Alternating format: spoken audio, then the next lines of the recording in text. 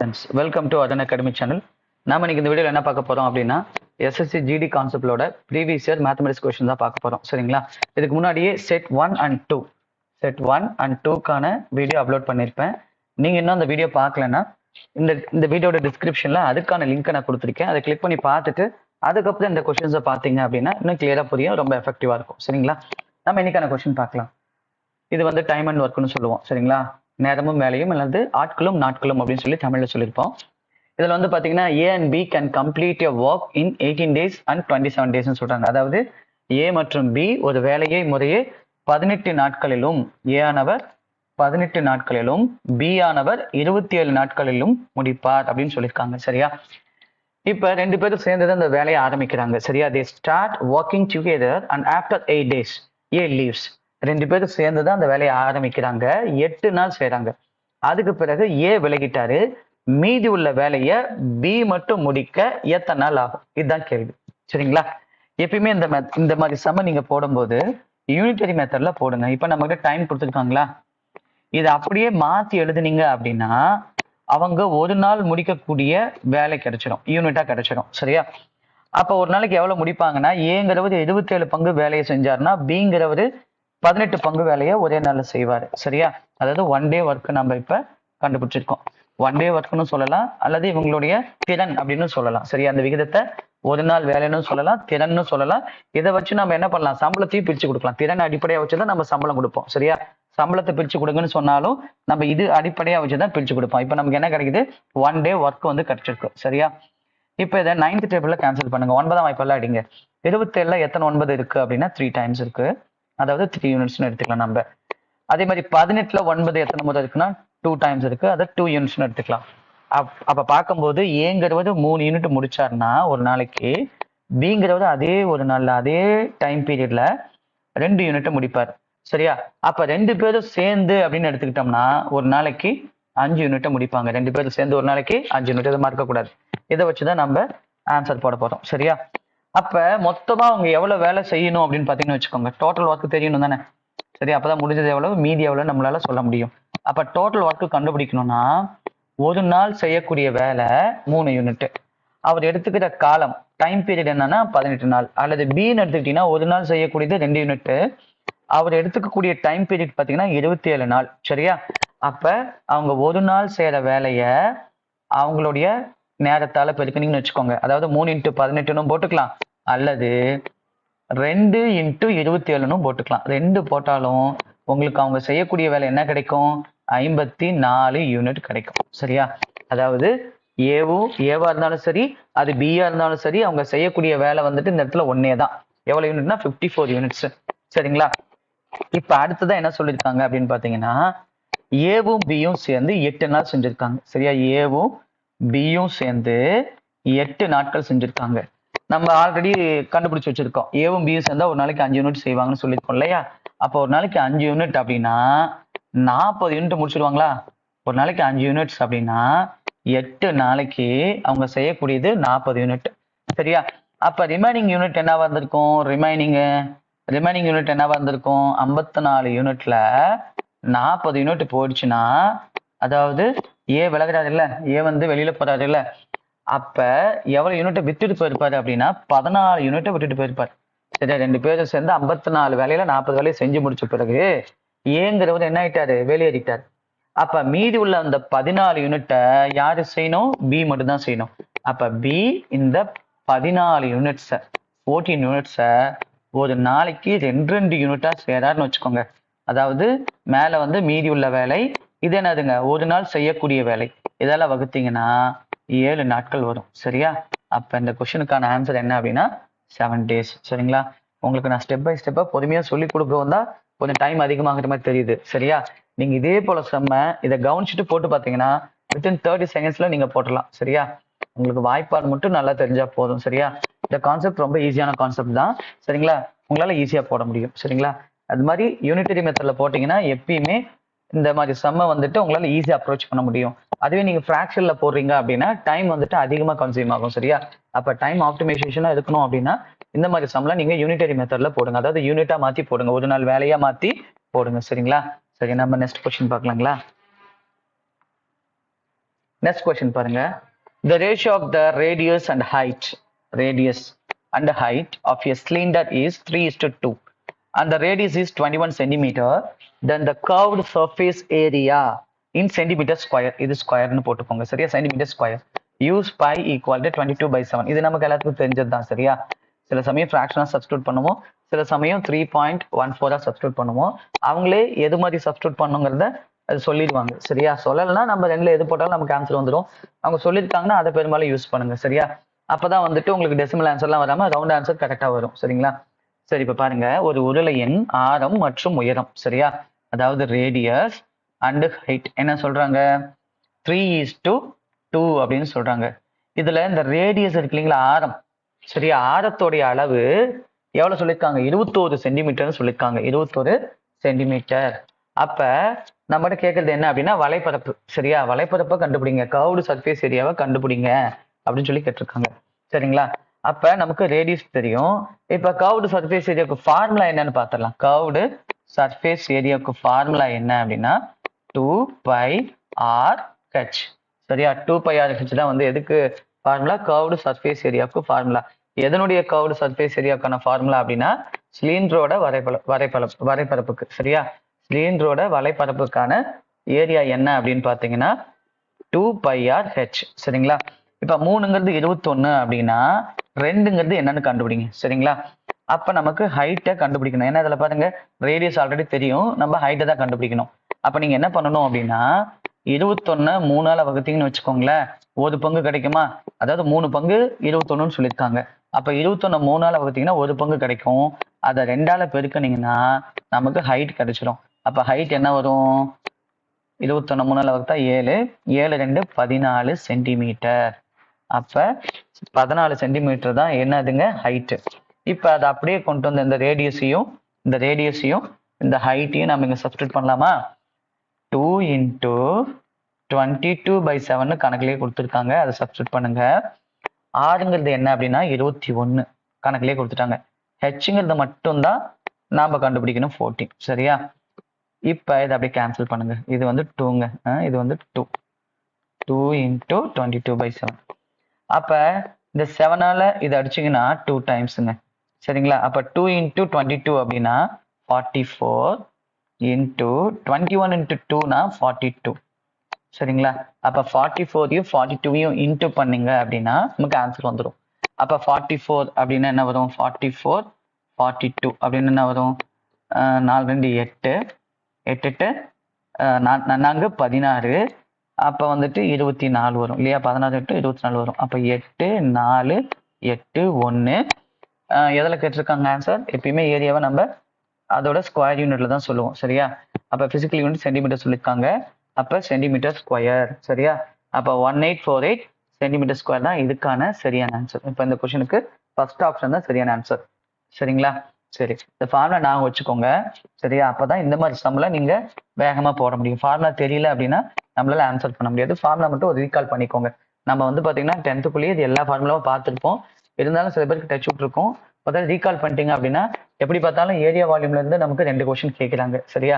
உங்களுக்கு அது ஈஸியா இருக்கணும், எந்த ஆன்சரும் தப்பாக கூடாது, சீக்கிரமா போடணும் அப்படின்னா கண்டிப்பா நீங்க இந்த ஒரு சாப்டருக்கு மட்டும் ஃபார்முலா வரப்பாடம் பண்ணியே ஆகணும் சரிங்களா. சரி, நம்ம அடுத்த கொஸ்டின் பார்க்கலாம். அடுத்த கொஸ்டின் பாருங்க.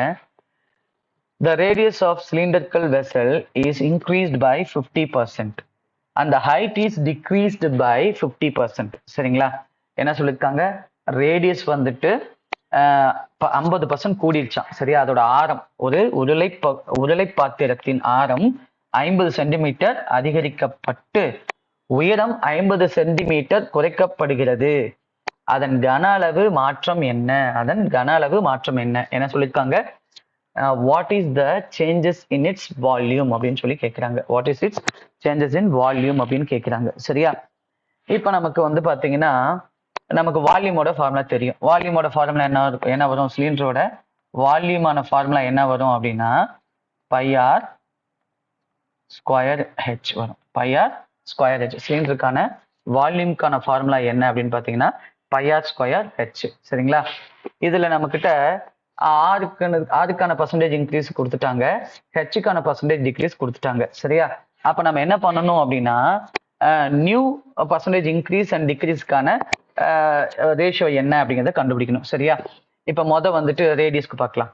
பழைய ரேடியஸ் வந்துட்டு 100 இருந்துச்சுன்னா புது ரேடியஸ் சரியா நியூ ஆர் என்னவா இருக்கும் அப்படின்னா பழைய ரேடியஸ் 100 இருக்குன்னா புது ரேடியஸ் வந்துட்டு 150 ஆரா இருக்கும். சரியா? அந்த ஆரத்துல இருந்து 100 இருந்தது இப்போ 150 கூடியிருக்கும். அப்ப இது விகிதமா எடுத்தீங்க அப்படின்னா என்ன வரும்? 150யும் 100யும் கேன்சல் பண்ணீங்கன்னா 3/2 ஆர் கிடைக்கும். சரிங்களா? அடுத்ததா நியூ ஹைட்டுங்க. சரியா? நியூ ஹைட் பாத்தீங்கன்னா ஆரம்பத்துல இருந்தது 100 இருந்திருக்கும். இப்பயும் ஆரம்பத்துல இருந்தது கீழே போடுங்க. சரியா? டெனாமினேட்டர் இந்த 2ங்கிறது ஆரம்பத்துல இருந்தது, 3ங்கிறது இப்ப ஆயிருக்கிறது. அதான் 100 150/100ன்னு போடுறோம். இங்க 100 கீழே போட்டுக்கோங்க.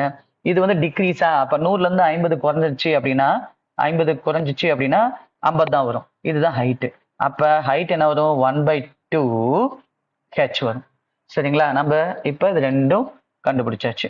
இப்ப இதை இந்த ஃபார்முலால அப்படியே சப்ஸ்டியூட் பண்ணுங்க. சரியா? ஃபார்முலா சப்ஸ்டியூட் பண்ணீங்கன்னா பை அப்படியே போட்டுக்கலாம். நம்மகிட்ட ரேஷியோ தானே கேட்குறாங்க, அதனால பையோட வேல்யூ கண்டுபிடிக்கலாம் அவசியம் இல்லை. சரியா? ஆரோட வேல்யூ என்ன அப்படின்னு பார்த்தீங்கன்னா ஆரோட வேல்யூ நம்ம 3/2 ஆர் ஸ்கொயர்னு கண்டுபிடிச்சிருக்கோம். சரியா? 3/2 ஆர் ஸ்கொயர்னு இங்க போட்டுக்கணும். சரிங்களா? 3/2 ஆல்ரெடி கண்டுபிடிச்சோம். ஃபார்முலால சப்ஸ்டியூட் பண்ணும்போது ஹோல் ஸ்கொயர் போட்டுக்கோங்க. இங்க வந்துட்டு ஹெச்சுக்கு என்ன? 1/2 ஹெச் 1/2 ஹெச். சரிங்களா? சரி, இப்ப பாருங்க 3π ஆர் ஸ்கொயர்னு என்ன வரும்? வெளியில எடுத்தோம்னா 3 × 3 9 வரும், 2 × 2 4 வரும். அப்படியே ஆர் ஸ்கொயர் போட்டுக்கோங்க இன்டூ 1/2 ஹெச். சரியா? 1/2 ஹெச். இப்ப இது அப்படியே நம்ம என்ன பண்ணலாம் அப்படின்னா பை அப்படியே போட்டுக்கோங்க. இப்ப அப்படியே என்ன பண்ணலாம் அப்படின்னா 9 கீழே வந்து 4 × 4 8. சரியா? ஆர் ஸ்கொயர் ஹெச் வருமா? ஆர் ஸ்கொயர் ஹெச் வரும். சரியா?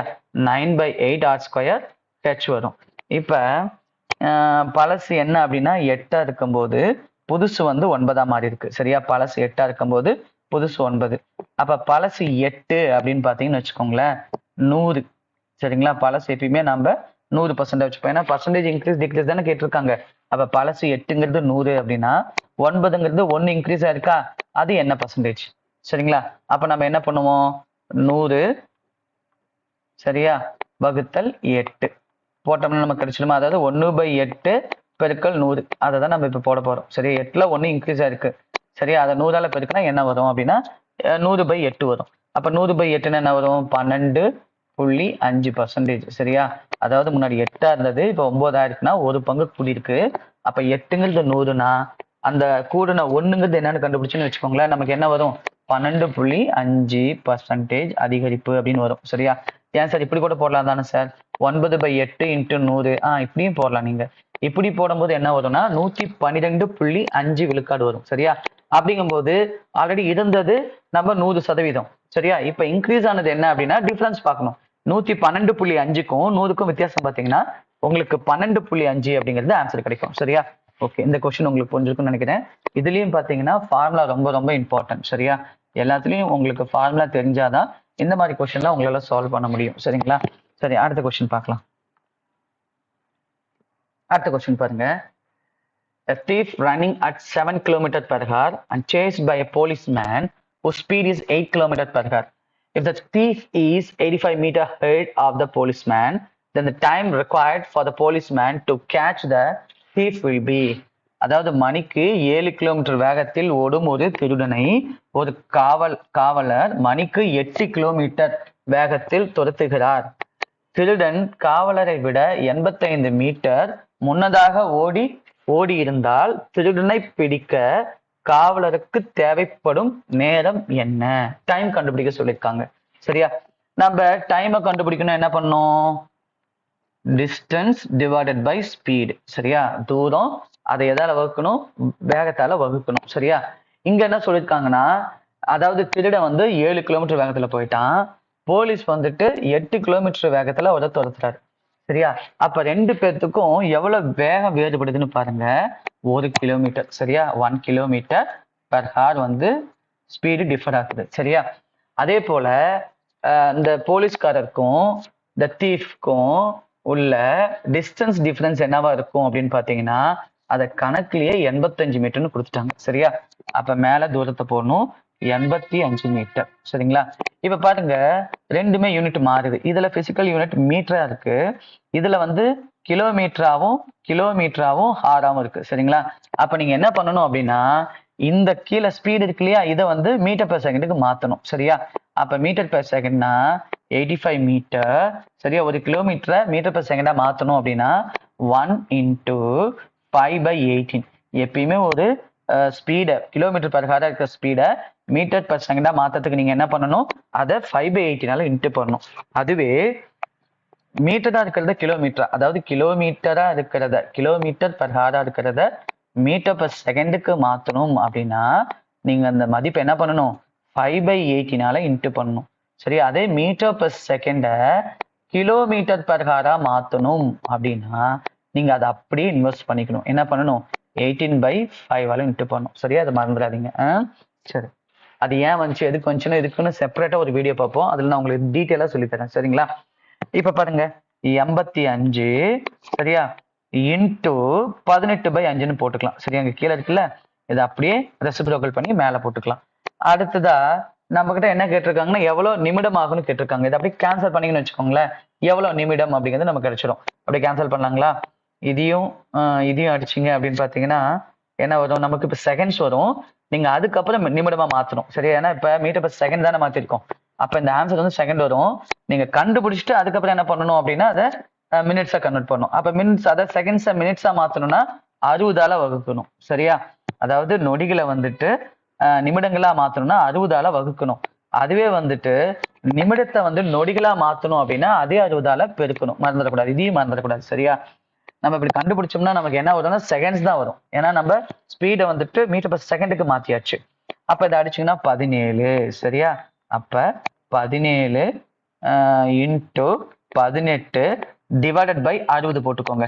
போட்டீங்கன்னா உங்களுக்கு இந்த நொடிகள்னு வந்து இந்த ஆன்சர் இது வந்து ஃபுல்லாவே செகண்ட்ஸ், இது என்னவா மாறிக்கும், மினிட்ஸா மாறிக்கும். அப்ப நீங்க இது அடிக்கலாம், 6 டேபிள் அடிங்க. 6 டேபிள் அடிச்சோம்னா இது 3 டைம்ஸ். இதையும் 6ஆம் வாய்ப்பால் அடிச்சீங்கன்னா என்ன வரும், 10 டைம் வரும். சரியா? அப்ப என்ன வரும் நமக்கு 51/10. சரியா? இதை இன்னும் கேன்சல் பண்ணீங்கன்னா 5.1. சரியா? 5.1 மினிட்ஸ் அப்படிங்கிறது தான் நமக்கான ஆன்சர். 5.1 மினிட்ஸ் தான் இந்த கொஸ்டினுக்கான ஆன்சர். அப்ப அந்த தீஃபை இந்த போலீஸ்மேன் வந்துட்டு 5.1 மினிட்ஸ்ல புடிச்சிடுவாரு. சரிங்களா? இந்த கொஸ்டினுக்கு இது ஆன்சர், 4th ஆப்ஷன். சரி, நம்ம அடுத்த கொஸ்டின் பார்க்கலாங்களா? அடுத்த கொஸ்டின் பாருங்க. In an alloy of 600 grams, the ratio of gold and copper is 2:1. How much more of copper should be added to make the ratio 1:2? அதாவது 60 கிராம் கலவையில் தங்கம் மற்றும் தாமிரத்தின் விகிதம் 2:1 எனில் 1:2 என்ற விகிதத்தை உருவாக்க எவ்வளவு தாமிரம், சரியா, அதாவது காப்பர் வந்துட்டு எவ்வளவு சேர்க்கணும் அப்படிங்கிறது தான் கேள்வி. சரிங்களா? அப்ப பாருங்க 60 கிராம நம்ம 2:1 பிரிக்கிறோம் அப்படின்னா என்ன வரும், 60 கிராம 2:1னா 3ஆல வகுக்கணும். சரியா? 2யும் 1யும் கூட்டி 3ஆல வகுக்கணும். அப்ப ஒரு பங்கு என்ன கிடைக்கும் அப்படின்னா நமக்கு ஒரு பங்கு வந்து 20 கிராம் கிடைக்கும். சரியா? அப்ப இந்த இடத்துல கோல்டு தங்கம் அப்படின்னு பாத்தீங்கன்னா 2 பங்கா, அப்ப 2 பங்கு இன்ட்டு 20 கிராம் போட்டீங்கன்னா தங்கமான எடை வந்து 40 கிராம் கிடைக்கும். அப்ப காப்பருக்கான எடை என்ன கிடைக்கும், 1 × 20, அப்ப 60 கிராம் கிடைக்கும். இது காப்பருக்கு. சரிங்களா? இப்ப விகிதம் எப்படி மாறணும்னா 1:2 மாறணுமா? சரியா? 1:2 மாறணும்னா எவ்வளவு வந்து காப்பர் ஆட் பண்ணணும் அப்படின்னு சொல்லி கேட்கிறாங்க. சரியா? 1:2 மாறணும்னா காப்பர், இது வந்துட்டு என்ன அப்படின்னு பாத்தீங்கன்னா இந்த இடத்துல ஒரு சின்ன கரெக்ஷன், இந்த இடத்துல வந்து 20 கிராம். சரியா? நான் 60ன்னு போட்டிருக்கேன் பாருங்க, இந்த இடத்துல வந்து 20 கிராம், மொத்தமே 60 கிராம் தான் இல்லையா, மொத்தமே 60 கிராம் தான். அதை வந்துட்டு நீங்க 60 3ஆல வகுத்தீங்கன்னா 20 கிராம் வரும்.